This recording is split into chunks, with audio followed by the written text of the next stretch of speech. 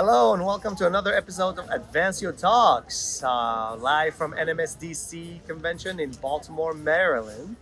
Today we have a special guest, Andrés. Welcome to the show. Hi, Karim. Nice to be in the show. Thank you for having me. You're very welcome, my friend. So tell us a little bit, what do you think of this convention? It's great. I've been going to several conferences since I started my startup 3 years ago. And I think this is the one that is looking for exactly what we're looking for, which is diversity in procurement. And we have an opportunity to showcase our services, but more importantly, to learn about how to actually, get hired by these companies. It's just great. Have you been in NMSDC convention before? Is this your first time? I've been in NMSDC meetings in New York, but this is my first convention. Okay. So tell us about like the convention atmosphere. What is it that you like the most about it?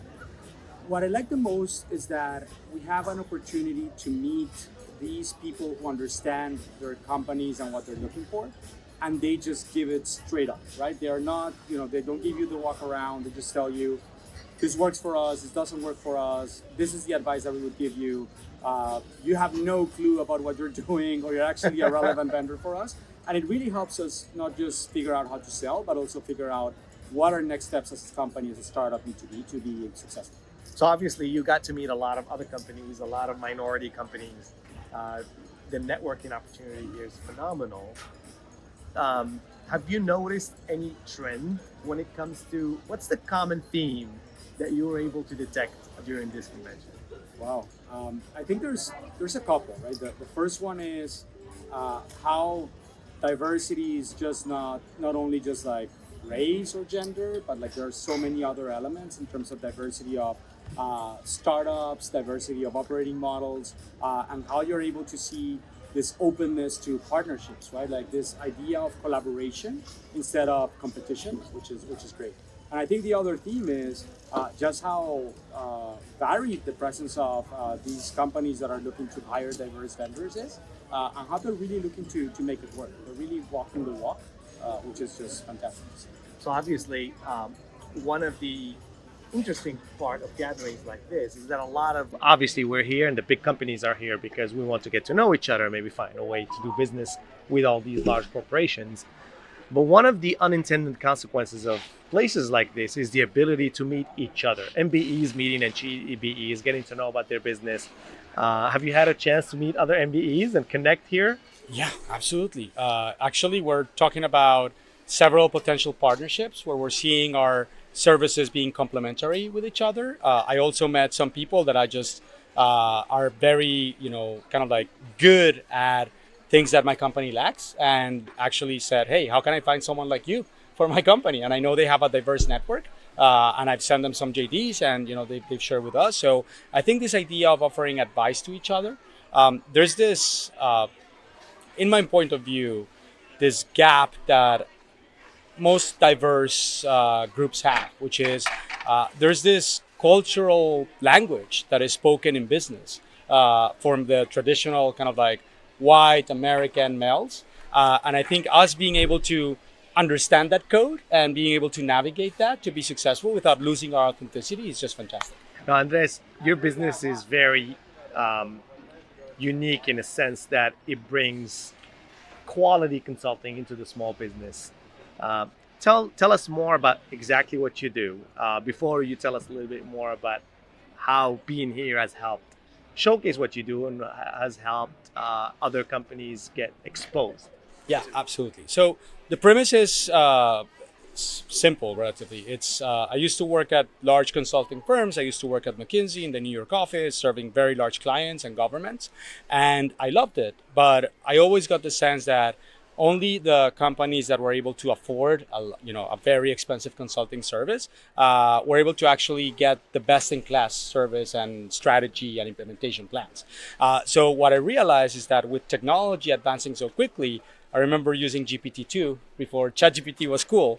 And I saw an opportunity to automate a lot of that consulting work and to actually bring it to small businesses, nonprofits, and governments, right? So what we do is we take what McKinsey does and try to figure out how to make it much faster, much cheaper, and bring it to smaller clients and to government. So, for example, we're now working with the government of Puerto Rico, helping them improve their Department of Education, impacting 250,000 children in a way that typically they would not be able to afford with these large consulting firms. And it's obviously very, very exciting to us. So obviously there's definitely a niche within your business, whereas that mid business where companies are large enough to outgrow the personal business coach, but not big enough to go to the Accentures and KPMG and PwC of the world.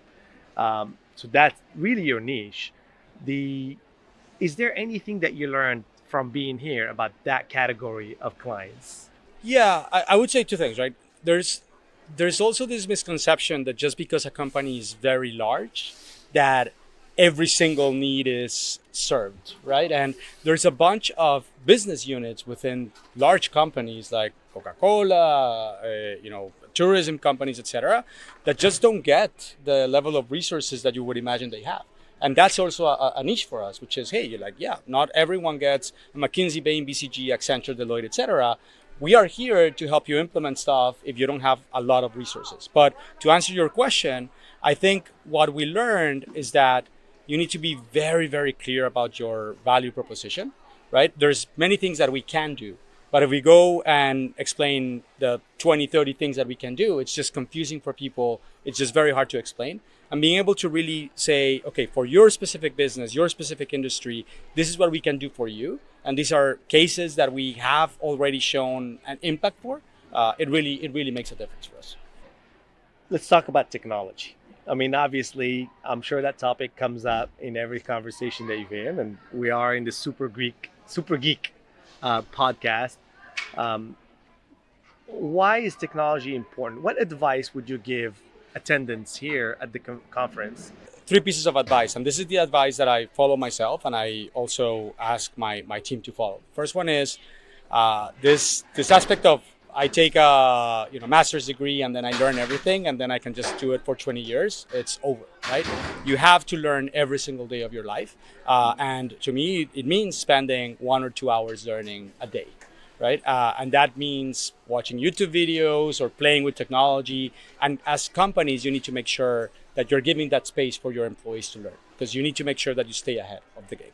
The second thing is that you also thought as a company that you could build a tech stack and that you were set for life, right? Oh, I'm done. I have, Salesforce and I have it integrated with this other thing.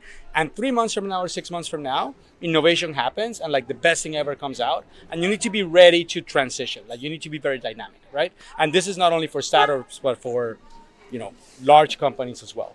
And to me, the third thing is this very, very structural question about what will happen with the parts of society that are not tech savvy, that are not getting that level of education, that level of training, and that very fundamental questions that governments and nonprofits need to answer in terms of how will you make your society succeed when most jobs are being automated. And that will continue to happen because technology is moving super quickly. Very good words of wisdom there, Andres. I completely agree with you from a Super Geek squad here. You innovate before you die. Exactly. And it's also fun, right? Like I'm also a nerd or a geek and I just enjoy it. Well, welcome to the Geeks group. Love it. Andres, thank you very much for being with us today in the last day here at the exchange at NMSDC. Any last words? No, I just super excited to see all the great work that you guys do, and thank you for bringing some people to the conversation that typically don't have an opportunity to share their voice. And looking forward to seeing other meetings that you guys have. Well, thank you so much. Thank you very much. Our pleasure. It was great having you over. Like always, please share, like, and subscribe, and we'll see you all next time. Thank you very much.